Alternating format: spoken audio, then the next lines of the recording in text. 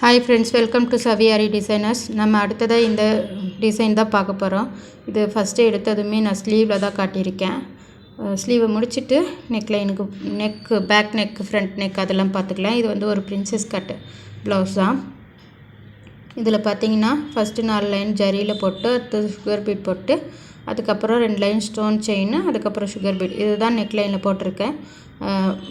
அதில் பார்த்தீங்கன்னா இந்த மாதிரி ஒரு 1.5 இன்ச் 1.25 அளவுக்கு அந்த ஸ்டோன் செயின் இருக்குது இல்லைங்களா, அந்த கேப்பில் வந்து சுகர் பீட் போட்டிருக்கேன். ஏன்னா நமக்கு அது வந்து கை கீழே விட்ட மாதிரி ஸ்ட்ரெயிட்டாக இருக்கும் இல்லைங்களா, அந்த மாதிரி இருக்கும்போது சாரியில் அந்த ஸ்டோன் செயின் அதோடைய அந்த செயின்லாம் இருக்குது இல்லைங்களா, அதிலிருந்து முள்ளாக இருக்கும். அது வந்து சாரியை டேமேஜ் பண்ணுன்றதுனால தான் இந்த மாதிரி போடுறேன். ஏற்கனவே நான் இந்த மாதிரி போடுற ஸ்டோன் செயின் யூஸ் பண்ணி போடுற எல்லா டிசைன்லேயுமே நான் உங்களுக்கு அதை ஷேர் பண்ணியிருக்கேன்.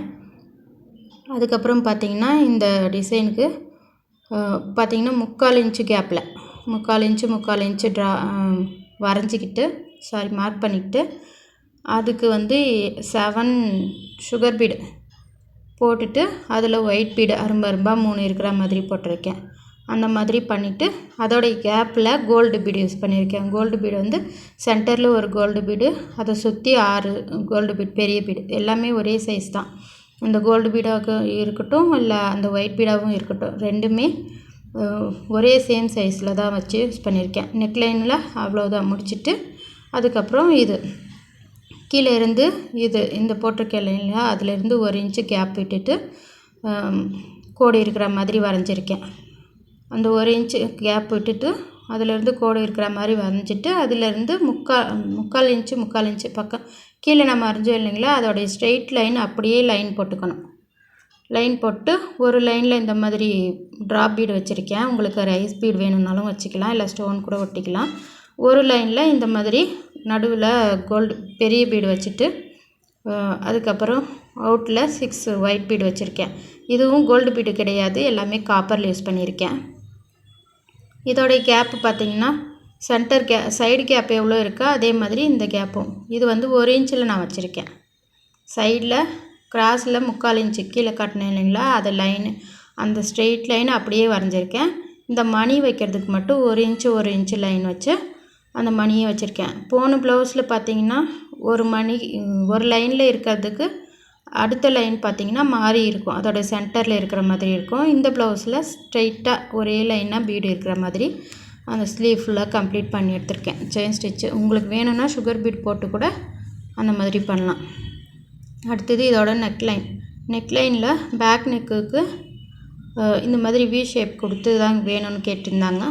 அதே மாதிரி வி ஷேப்பை கொடுத்து பண்ணியிருக்கேன். ஃபஸ்ட்டு பார்த்திங்கன்னா 4 லைன் ஜரி, அதுக்கப்புறம் சுகர் பீடு, அதுக்கப்புறம் பெரிய பீடு காப்பர் பீடும் ஒயிட் பீடும் கலந்து இந்த அரும்பில் யூஸ் பண்ணியிருக்கிற சேம் சைஸே தான் இருக்கும். சைஸ் எதுவும் மாற்ற கிடையாது.